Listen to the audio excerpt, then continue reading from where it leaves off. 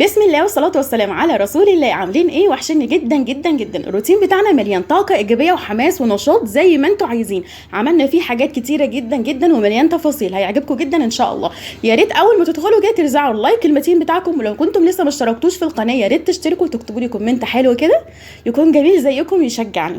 النهارده الروتين بتاعنا في المطبخ. طبعا انتوا عارفين كلكم ان انا ما عنديش مطبخ، فيعني ربنا كرمني جبت مطبخ صغنطوط كده خالص. هو عباره عن قطعتين زي ما انتم شايفين. المطبخ ده مستعمل يا جماعه، مش جديد ولا حاجه، هو مستعمل بس حلو وخير وبركه. اللهم لك الحمد والشكر، احسن من ما فيش. بدل ما كنت بحط الحلل في التربو وكده كان خير برضو وبركه الحمد لله من عند ربنا، بس يعني ده افضل لما تبقى الحاجه محطوطه في مكان ومقفول عليها. فطبعا كنت لازم اغسله الغسيل المتين بتاعنا. مسكته بقى مسحته الاول وشلت منه كل التراب.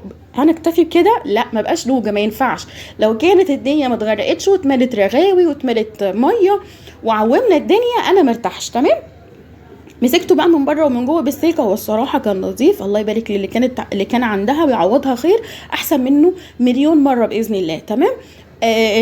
مسكته بقى، هو كان نظيف زي ما قلت لكم، بس كان محتاج كده تنظيفه خفيفه من التراب وبصمه الايد من ايد لايد، بس مش اكتر من كده. هو عبال ما جالي، هو ما كانش مكسور ولا حاجه، بس عبال ما جالي انكسر، فالباب بتاعه من بره يعني اتكسر، بس مش مشكله خالص، موضوع بسيط الحمد لله رب العالمين. زي ما قلت لكم كنا فين وبقينا فين. المهم مسكته بقى نضفته كده وغسلته من بره ومن جوه زي ما انتم شايفين بالسلك وشويه كلوروكس الوان وشويه صابون مواعين او اريال بقى اللي انتوا عايزينه يعني. وبعد كده مسكته كله من بره ومن جوه. وبعد كده مسكت بقى يعني كان نفسي في خرطوم، والله الصراحه كان نفسي كده في مسكه الخرطوم واقف ارش كده ميه وبهدل الدنيا اكتر من كده، بس ما كانش عندي خرطوم فاستخدمت الايه زي ما انتم شايفين كده. بس الصراحه لمع من جوه ومن بره زي ما انتم شايفين، رجع جديد لنج يعني. لو كنتم لسه موجودين معايا لحد دلوقتي ما تنسوش تحطوا اللايك، انا بفكركم عشان في ناس بتتفرج وبتنسى تحط اللايك. تمام. وطبعا الكومنت الجميل منكم بيشجعني جدا، يعني بحس ان في تواصل بيننا وبين بعض يعني.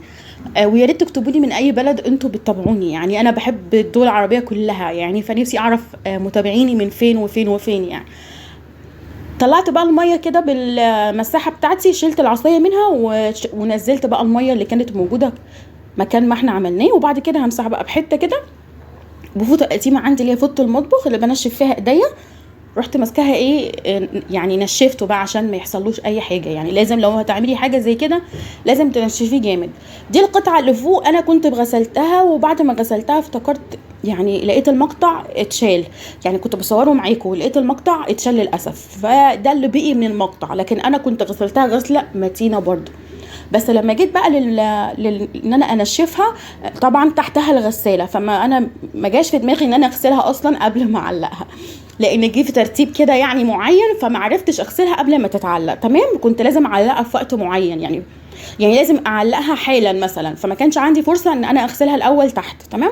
فمسكتها بقى غسلتها من بره ومن جوه بسلك زي ما انتم شايفين، وبرده كلوروكس وكل حاجه، بس زي ما انتم شايفين بتلمع هي والله. بس لما جيت بقى اعملها مسكت فوطه وبلتها جامد وابتديت امسح تاني، بس مش اكتر من كده. ما حطيتش بقى فيها ميه وكده زي اللي تحت. عندي هنا الغساله بتاعتي انا لقيت عليها دهون، مش عارفه ليه يعني. هي غساله المفروض اصلا ما بيجيلهاش دهون ولا اي حاجه، بس انا لقيت عليها دهون. دي دهون مش طينه ولا تراب.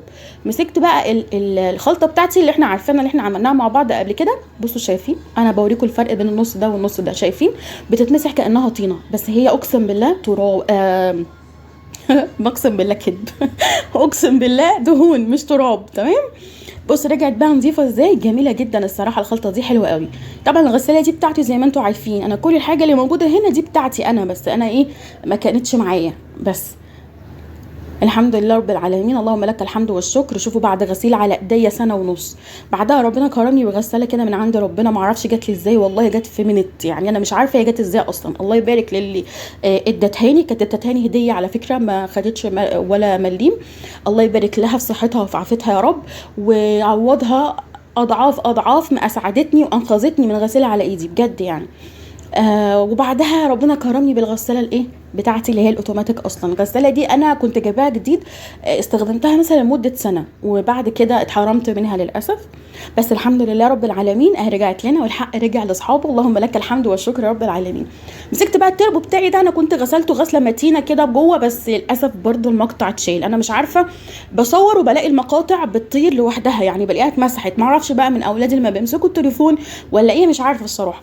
مسكته بقى بالسلكه كده والليفه، وبصي غسلته غسله حلوه قوي، بس لقيت فيه حته كده دهون ما طلعتش اثناء الغسيل، فمسكته بالخلطه بتاعتي اللي انتوا عارفينها، اللي انا كنت لسه عامله بيها الغساله حالا.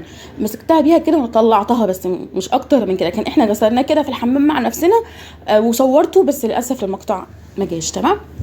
مسكتها بقى كده، حطيت كل حاجه مكانها، انا بسكن كل حاجه مكانها، يعني زي ما انتم شايفين انا حطيت المطبخ ورصيت كل الحاجات اللي كانت فيه. طبعا انا ما رصيتش معاكم بس غير القطع بتاعه الخلاط بتاعي بس، مش اكتر من كده. الباقي بقى كلها حاجات قديمه، يعني ما احبهاش انها تظهر للعلن، يعني الحاجه متبهدله وقديمه تمام. مسكت بقى البوتاجاز بتاعي، غسلته غسله برضو بنت حلال. كنت عايزه الدنيا كلها تلمع وتبرق كده احتفالا بالمطبخ الجديد تمام. انا هسميه مطبخ جديد، ايوه هو مطبخ جديد بالنسبه لي تمام.